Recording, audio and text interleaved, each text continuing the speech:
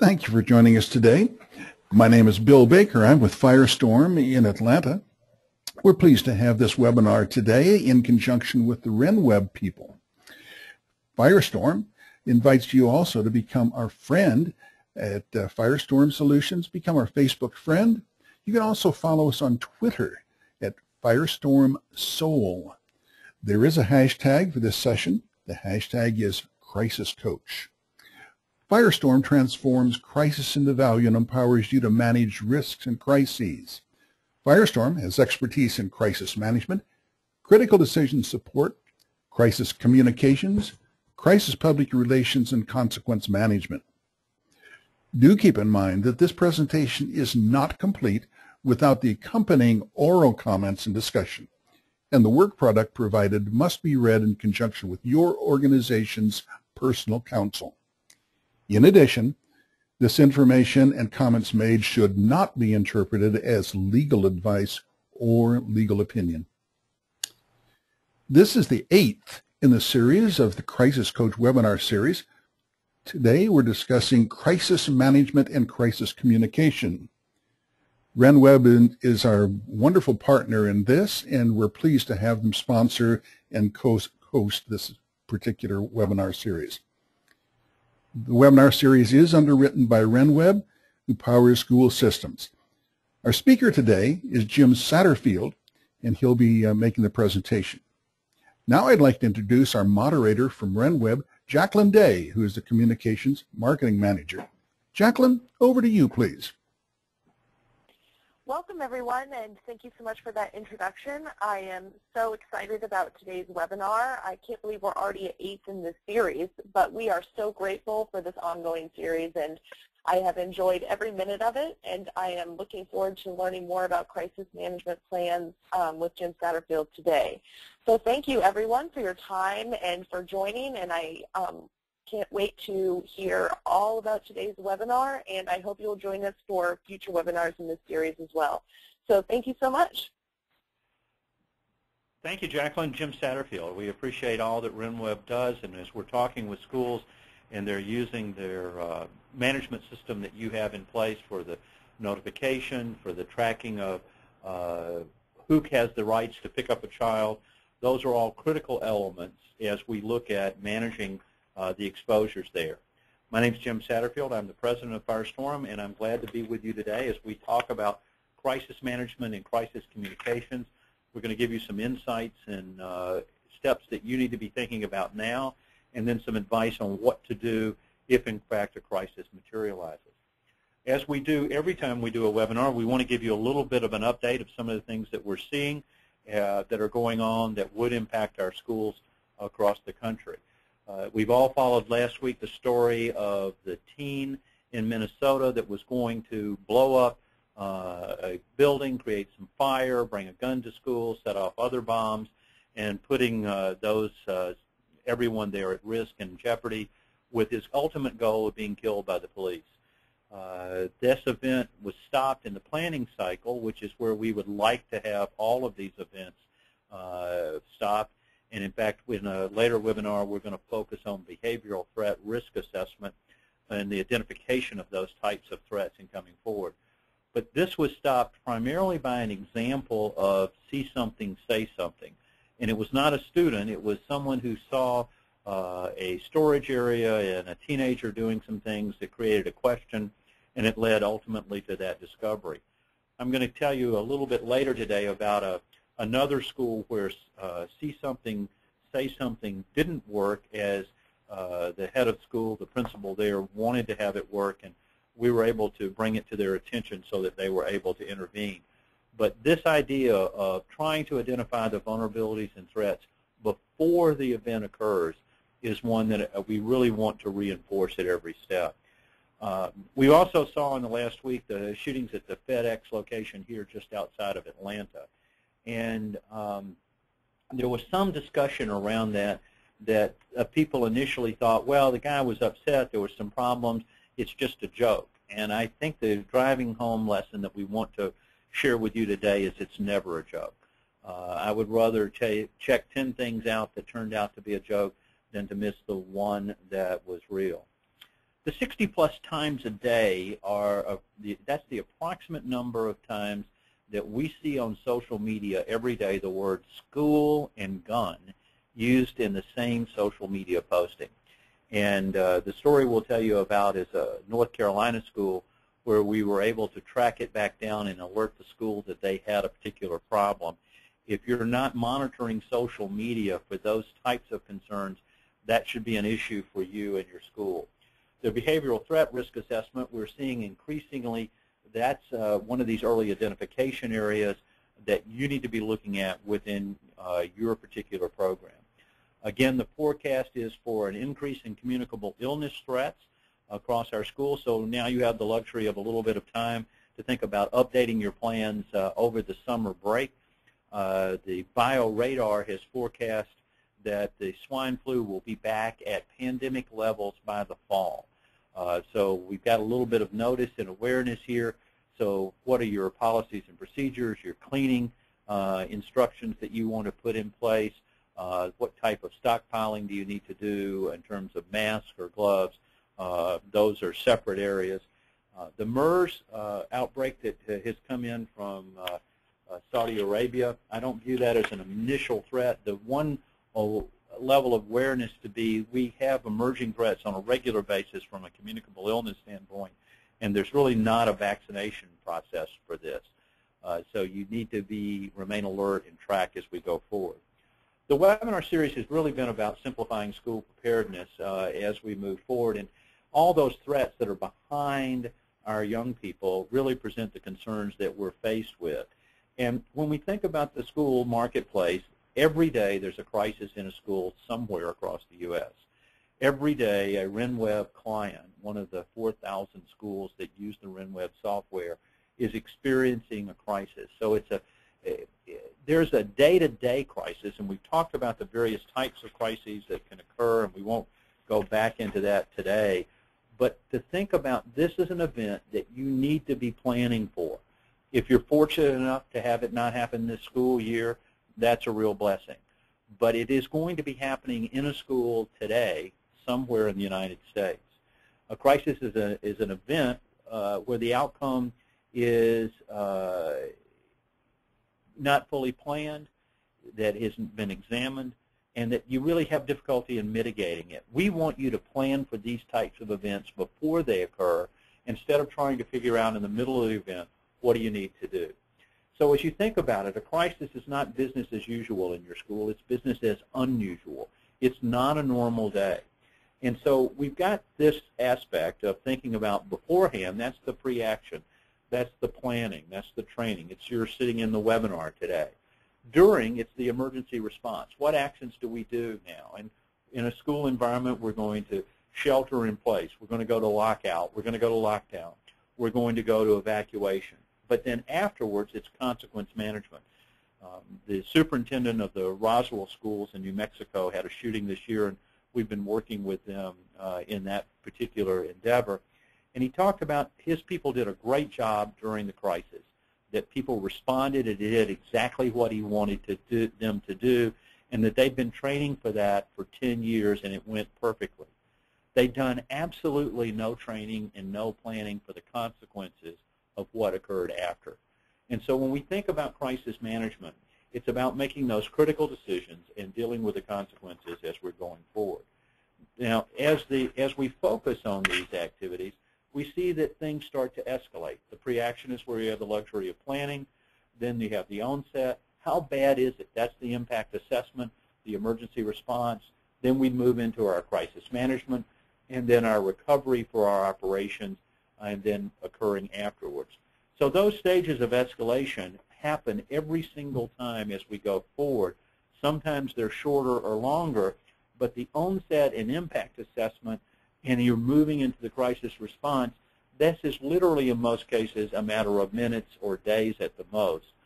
Days if we're talking about a significant storm pattern or weather event that's coming in.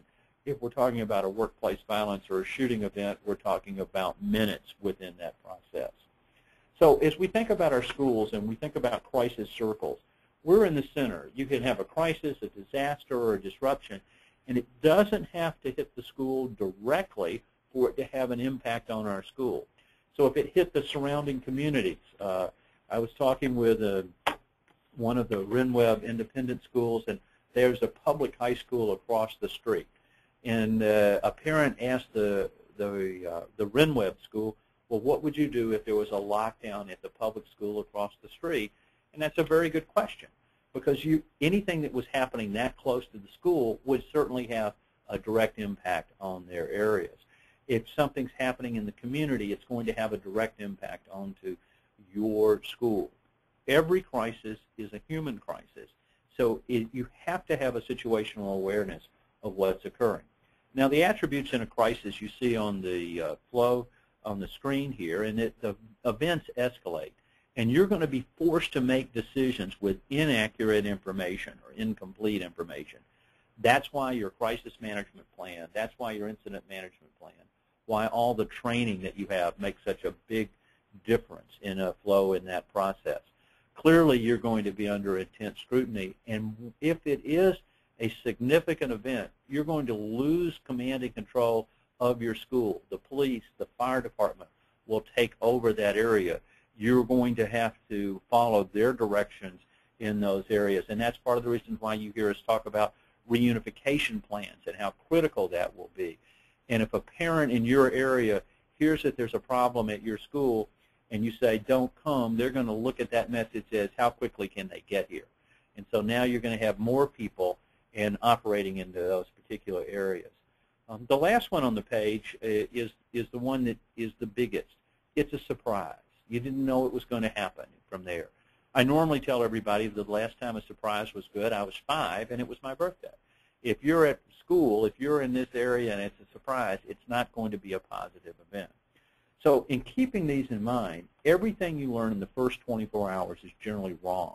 I was looking over a set of events about an accident that occurred in New York City. It was through another client, and there was an automobile accident with one of their trucks. There was someone who was killed, unfortunately, in the process. And initial reports was that it was a hit and run, and in fact, it was not a hit and run.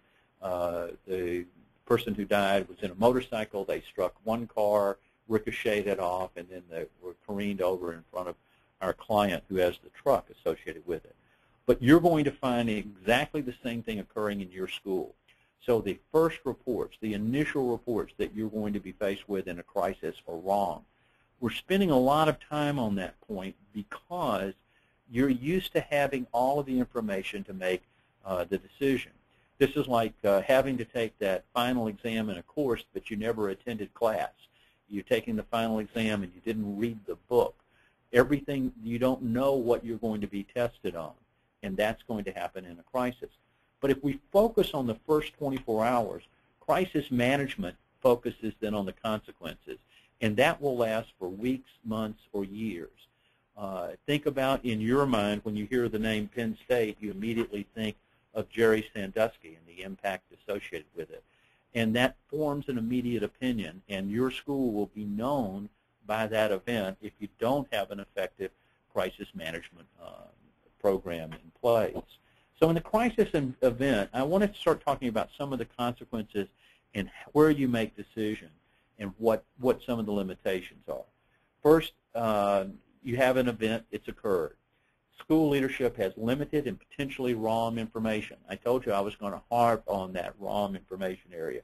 There's a confusion that exists on what are the facts associated with it.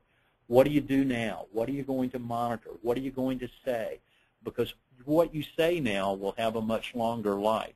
Think about the BP oil spill, and the CEO of the company saying he just wanted his life back showed that he had no empathy for the people that were involved associated with it. The school will be under public scrutiny, pressure from the media, more importantly, pressure from the parents and students to know what's going on.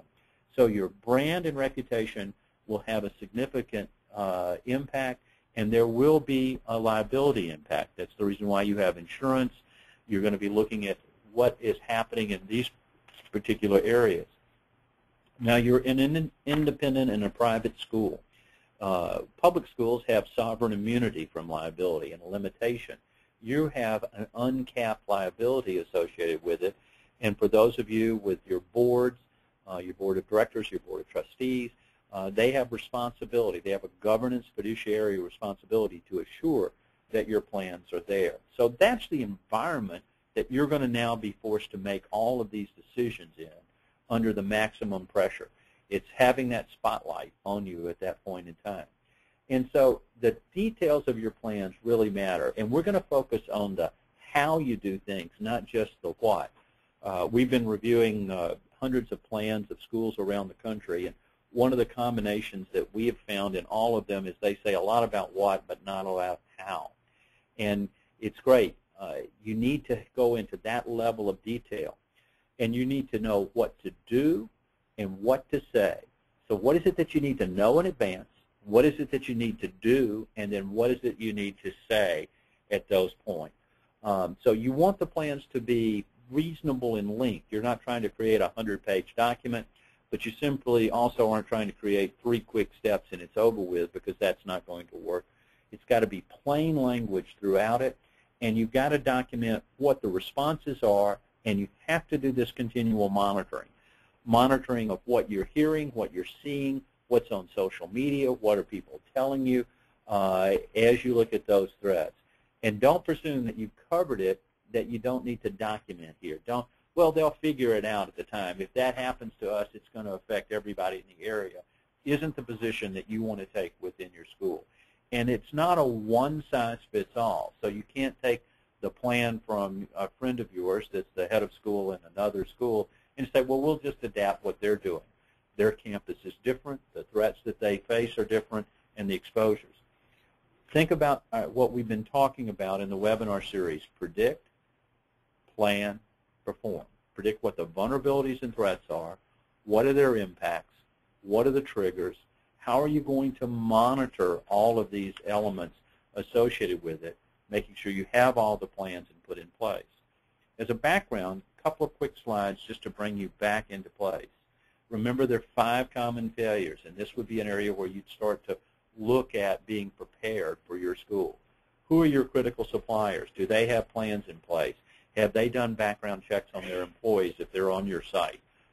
This is the largest single failure in a disaster or crisis. Have you trained your employees and students, your teachers, to do what they're supposed to do in a crisis? Across the country, we found that less than 70% of them know what they're supposed to do in a disaster or crisis, so you're going to have a suboptimal response. Imagine a football team that 70% of the players didn't know what position they were going to play. I don't think they're going to be playing for the division or the league championship. And you want to make sure that everybody has a plan at home. 95% of families do not have a disaster plan at home. And if it's going to be an area-wide event, a winter storm, we had a lot of those this year that have come across the country. We've seen several tornado alerts in the last few weeks that are coming together. More people die from flooding than any other exposure. So what is your plan, and having that plan at home, or you're going to force your teachers to choose between their job and their family. Third is failure to identify and monitor all threats and risk. And you're looking at the obvious ones in your area, but think now about communicable illness. We spent some time at the beginning mentioning that. Think about the behavioral threat that those would be caused from workplace violence. We're seeing domestic violence moving into the school environment. And then finally, social media risk. That's the fastest growing risk that you face. And then across every risk, what is your specific monitoring plan to tell you that that's about to occur? All of these come and help to build the foundation for your crisis management plan.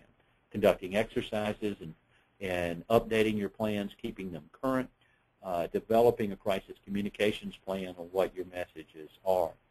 Now, when we think about crisis management, we want to implement the predict, plan, perform to address these, involve everything that you see on the screen, do the exercises, and establish in advance how we're going to monitor and communicate. Now, the impacts on this particular side, you're going to find at least one of those outer circles impacted, or more than that, and they can certainly interact. We could lose our building. Well, what happens if there's a fire in our school, and where are we going to hold classes? What is going to be our strategy? We could lose our people. Communicable illness outbreak, workplace violence, a storm that would come into the area. We could lose our information and data. You collect a tremendous amount of data on the families in your school. They're paying tuitions of significant amount of money. So you have financial and identity information associated with that. I was dealing with a school this past week where they've had a loss and a breach in their data area, and confidential information had gotten out. So how do you secure those areas? All of those can create a crisis. And any combination of loss of your facility, loss of your people, or loss of your information can then create a brand and reputation issue. If there was a rumor about your school, about an improper relationship between a teacher and a student, that's going to become a crisis and suddenly impact the viability of the school. So crisis management plans can become quite complicated, and looking at, but again, specific actions at each step along the way. Getting your people ready, getting your plan ready, training, doing exercises, involving your vendors, recognizing that an event occurs in the onset, activating your incident response, shelter in place, lockout, lockdown, evacuation, getting the crisis management team together to make those decisions, assessing how bad it is. If it's only a minor, then we're going to stand down. But if it's major, then we're into response and recovery. And from the time the event occurred to the time you recovered, that's your recovery time objective. And the longer that is, the greater the impact associated with your organization. But even after it's over, you're going to have consequences to deal with, just as we described in the Roswell, New Mexico shootings. There's an opportunity here for you to make a difference. So when the event starts, start thinking about questions. These are specific things that I want you to know, and they'll start to drive how you manage through the crisis. What actually occurred? Now, if you've got in your school multiple people, there's some things that someone would tell you and you would accept it, yep, that's exactly right. There are other people that would speak with you and you put a filter on and say, well, maybe I need another source. I need to validate that. So what's occurred? What's known? What will happen next? Go into that predict mode. If this happened, then this will be the next thing, and then this will be the next. If there's an announcement out that there's a problem at the school, predicting that the parents are going to be coming to school en masse is a very logical next step. So you can begin to manage that crisis at this particular point. What are you concerned about? What is going to be your plan or your strategy? What are you monitoring? And think about, in many of these cases, there are going to be some derivative things that you're monitoring. You won't be able to tell if you're seeing that people are upset, but it would be logical to assume that. Maybe you want someone talking and trying to help identifying who would be directly impacted on it. What are the metrics? When we did the work at Virginia Tech and helped them after the shooting 7 years ago, we identified on the first day that we were there that there were 12,838 offer letters out to high school seniors. The shootings occurred on April the 16th. The deadline for decision is May 1. So in that 2-week period, moms and dads were sitting around kitchen tables with sons and daughters and trying to decide, should you go there? Would you be safe? Is there racial tension on the campus? If that freshman class had been lost, then that would have paralyzed the university for years, maybe a decade or more, in terms of recovering. So by targeting our messages to the high school seniors, to their parents, getting the alumni involved in in-home visits, instead of the historical 30% conversion rate, we had a 60% conversion rate. We doubled the conversion rate in the face of the worst episode of workplace violence. So when you think about metrics, what are the metrics that matter to your school? What are you going to be most concerned about it? Is it re-enrollments? Is it the next session? Is it this area? How are you going to focus on it? What are your 3 key messages based on this crisis? Have you done the message mapping out in advance, saying, if we've had a fire at school, here's what our messages are. If we've had this other, here's what our messages are. The base that we've shared with you before are the messages from Virginia Tech that will not be defined by the event, will invent the future, and will embrace the families. In looking at those messages, whatever has occurred bad at your school is not what your school is about. You have a 30-year history or 40-year history of helping young people, and education is your mission. The inventing the future is we're going to put procedures in place so that this won't happen again. And then our hearts go out to the families that are involved, as opposed to trying to talk about the details associated with it. If it was an event of significant magnitude, like a shooting, then the police department will talk about the investigation. They'll talk about those details. That distances you from that discussion as you go forward. So who's your spokesperson? And you've heard us recommend to you that the spokesperson not be the head of school initially. The head of school needs to be involved in making the crisis management decisions and supporting and dealing internally. You want to identify someone else in your school. There will be a time for the head of school to speak, but it's not initially. If you have a dean of students, that might be a good selection, but it depends upon your structure and how you're established. By the way, have they had training? Do they know how to answer the questions as those areas would carry forward? What are the threats and risks and vulnerabilities? You want to plan that out when you think about this crisis. This has now occurred. What's the next threat? What's the risk? Where are we vulnerable in this? Think about those kinds of questions. What did you know and when did you know it? Because those will probably be issues that will come up later. Who are the internal and external parties? Who are your stakeholders?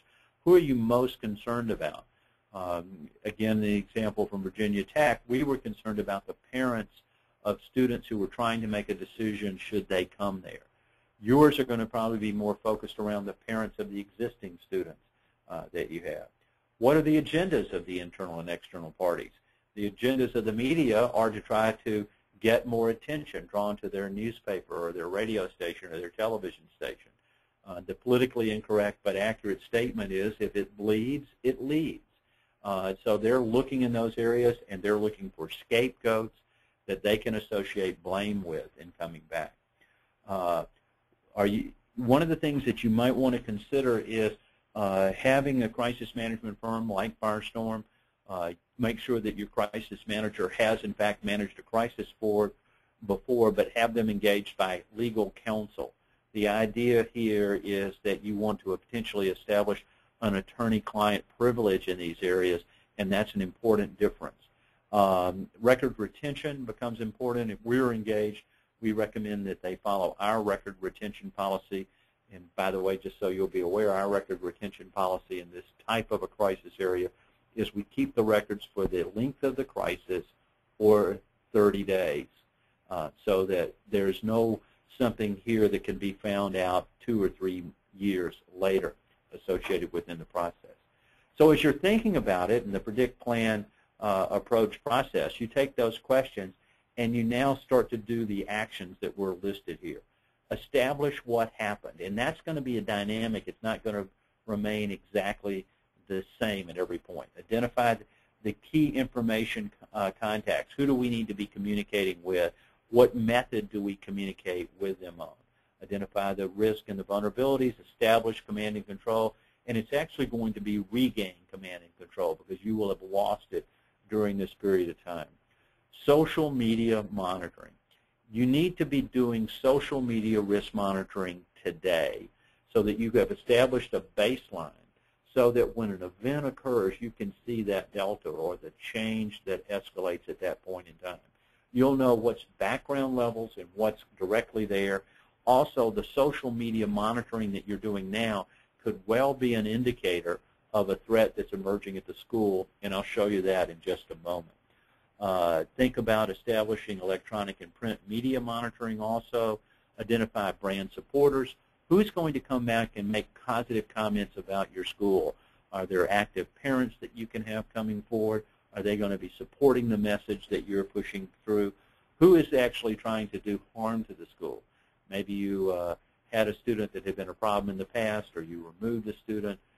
There's someone that wants to bring the school's reputation down. You've got to conduct your own investigation. Clearly the police will conduct theirs, or the fire department, but you need to have a process by which you go through to learn what physically has happened and who is involved, no matter what the nature of this. That investigation will help you deal with the consequences because it will minimize that you get surprised later when something comes out associated with it. The stakeholders we've talked about, the initial messaging, making sure you've got the training. Call center 24/7. One of the things that you will want to do, there'll be an influx of calls, particularly in the first 24 to 48 hours. Where are those calls going to go? Who's going to answer and do that? My prayer for you is that you are not in this situation. If you find that you are, we have strategic partners that can have a call center up and running in less than an hour with master's level trained people in the behavioral health area to be able to deal with those calls, because you'll have grandparents calling, you'll have relatives, you'll have people in the neighborhood that will want to know what's going on. And tracking that information, building a database, making sure there's complete follow-up becomes extremely important. You also want to train people on where they can go to get information. So whether it's your school Facebook page or other social media sites, and establishing that becomes a key area. The updating on message maps, and you've seen, I've said initially, create initial messages. You see this area. This is dynamic. And so it's not unusual that through the event, as you learn more facts, you then have to put additional information together. We're involved right now with a group where there's been the death of a 12-year-old girl. And it's a great tragedy, and it was a failure at multiple levels, starting in the home of the girl where that had occurred. Well, as the facts come out, it changes the messages and where you're going in these areas. We generally recommend that you do not hold a press conference. If you need to talk to your parents, you know how to reach them directly. You can send them an email. You can write them a letter. You can make a phone call. You can invite them to come in. You do not need to talk to your parents and students and your teachers through the media filter. You want to talk with them directly, and that's a very common mistake we find in many of these schools as we would come together. If you also look at the item just above it, identify future media triggering events. That's part of that predict area. So if someone's arrested, the date that they're arraigned, the date that they post bail, the date that there's a next hearing, legal events become triggers then that start this whole crisis management and consequence management area. So what's our move forward plan? How are we going to get our school back to the new normal? You've got to keep your people involved in updates associated with it. And if we're sending someone in, who is coming on site to help us? Are we bringing in counselors? Are we bringing in crisis managers to help us in a variety of these areas? So crisis management is complex by definition. And it's also, again, that comment, it's not what you do every day in your day job. It's an area that you think forward. Now, I brought up this slide to talk a little bit more about social media risk. And we've touched on it a couple of times, and you're going to hear us continue to touch on it as we go forward. These are all postings about schools. And if you look at the picture, guess who's going to kill everyone at school tomorrow? And that's an actual posting that went up. Hey, favorite, if you think Mary should threaten to bring a gun to school again for a senior prank, imagine that area and thinking about it. By the way, lockdowns in school are generally seen as humorous by students. CNN is texting directly into students, asking them if they would agree to go on camera live to do an interview, and they're not checking with parents or the school. And by the way, they're sending those texts while the active shooter is still on site. So this is a significant exposure. But look at the bottom half of the page here. Please, I apologize for the language on this slide, but that's how it was posted. See the picture of the young man with a gun in a classroom with computer screens around? If that was at your school, would that alarm you? Would that be a concern? Our EVP for social media risk, Karen Mazzullo, saw this posting and the subsequent postings around by students in the school about this particular area. Now, as you look at the names of these, people don't put their real names up on the postings. So she actually researched this because in one of the postings it mentioned the name of a teacher and the word calculus. And so Karen was able to determine this was actually the teacher's class who was teaching calculus, did more research, and identified this as a public school in North Carolina. She contacted the principal of the school, shared the information because Karen was concerned that here's a student in class with a gun. The principal of the school needs to know about that. And so they They thanked Karen, were very appreciative. They intervened and obviously took the appropriate action. But one of the things that upset the principal the most was they had a campaign on see something, say something, and all of his students had been commenting on it, and no one had come forward with this problem. If you're not monitoring social media risk, you're not managing crisis. Your plan should look something like this. This is what a program goes into, and it's a building block, again, for your crisis management.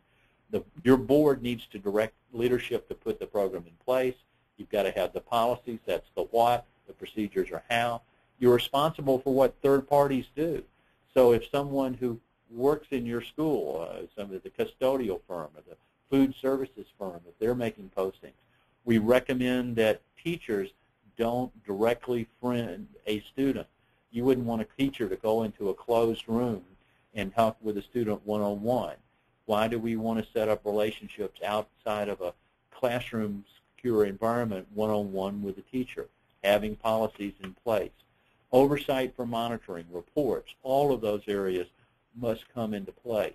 We live in a different world today, and these monitoring areas are become extremely important. So it's not enough to think about as a way, hey, this is how we market our business associated with the school. It's a risk factor, and it's where your brand, your reputation, your information could be compromised, and you would be, in the term of art here, is gazap. It comes from the Hungarian god steal, and the co-op, your information is being stolen or co-opted associated with it. So what's your communication strategy?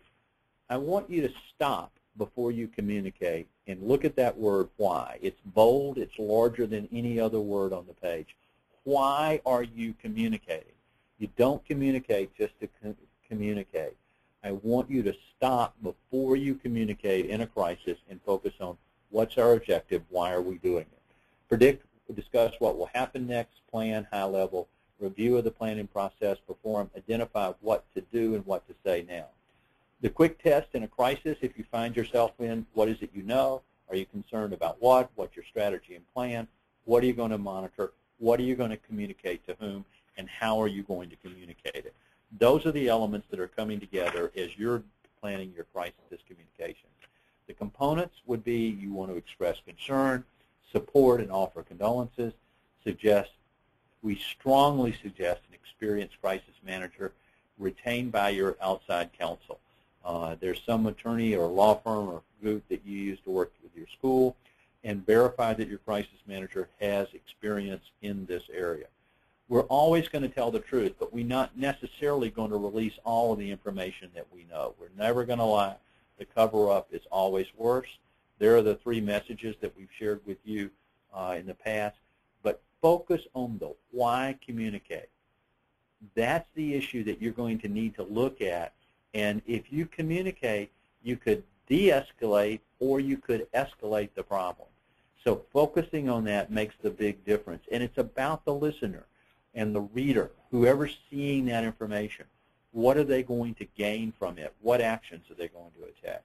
Look at the project lead, who's going to be leading this area, and you want to create a conversation environment associated with it. This why communicate, if you don't take away many things today from our webinar, if you find yourself in a crisis and everybody says, well, we need to hold a press conference, you say the word why. And then they say, well, we need to say this, and then you say why. Think about that 4-year-old where you've told them no, and they come back and go, why?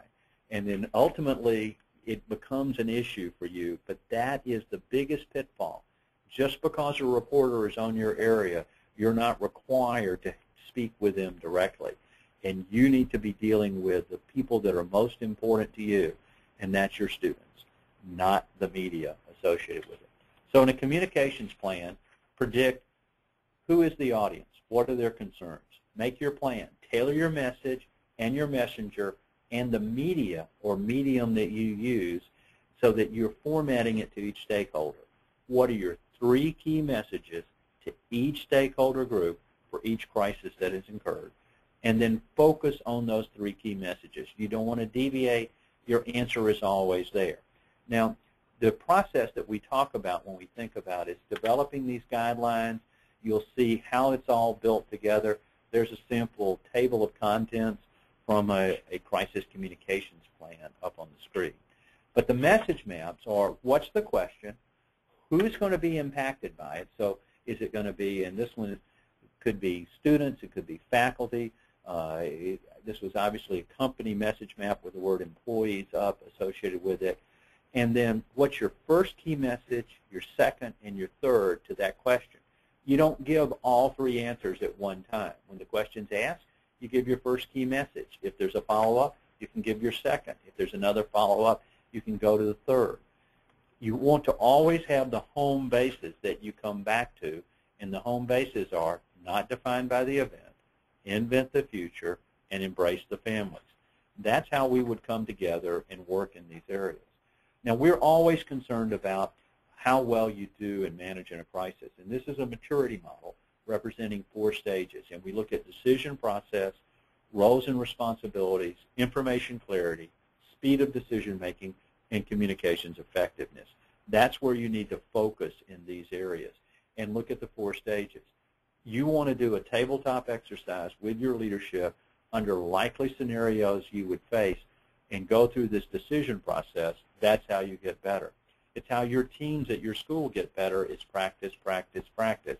Whether it's the football team or the debate team, practice will certainly help as we go forward. Takeaways today, we're going to focus on the why. We're going to tell the truth. We're going to develop our message maps. We're going to stick to our home bases. And speed is quality. Making a decision of what we're going to do now instead of later is a significant factor as we would come to it. And ultimately, it's all about a brand and reputation impact. So what are the metrics to assure that your school leadership team would be ready? How do you know, and are you sure? That's the focus of what we want you to think about from today's webinar. Is it going to be a disruption or a disaster? The difference between those two is your plan. If you'd like to know more about how your plans are, we'll be glad to do an assessment of your preparedness plans. This has been underwritten by RenWeb, so it won't cost you anything. It's a $2,500 assessment as we look at the dimensions required for a preparedness plan in school, and we would be glad to do that. You can contact us, mention the name RenWeb, and there'll be no cost to you.